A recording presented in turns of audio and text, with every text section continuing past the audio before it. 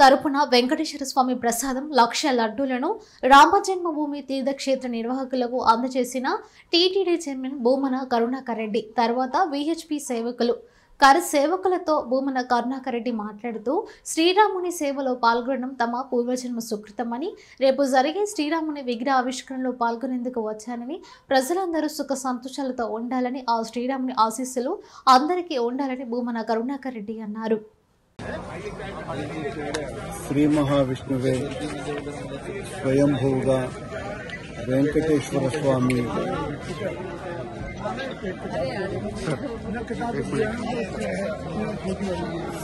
సాక్షాత్తు శ్రీ మహావిష్ణువే స్వయంభూగా వెంకటేశ్వర స్వామిగా కలియుగంలో తిరుమల క్షేత్రం మీద వెలసినటువంటి పుణ్య స్థలం నుంచి ఆ ఆలయ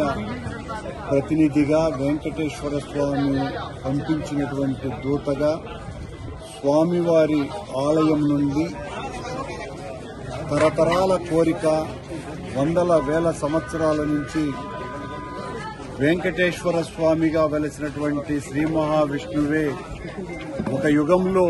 రామునిగా అవతరించినటువంటి ఈ మహాస్థలిలో ఆలయం నిర్మించాలా అన్నటువంటి కోరిక ఈరోజు సాకారమైనటువంటి వేళ వెంకటేశ్వర స్వామి ఆలయం నుంచి ఈ శ్రీ మహావిష్ణు ఆలయం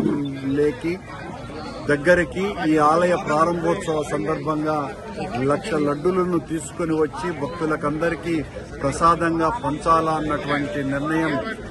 జరగటమన్నది. అందులోనూ స్వామి దూతగా నేను ఈ మాతృ కార్యక్రమంలో పాలు పంచుకోవటం జన్మజన్మల పుణ్యఫలంగా నేను భావిస్తున్నాను. శ్రీ మహావిష్ణువు అయినటువంటి వెంకటేశ్వర స్వామి,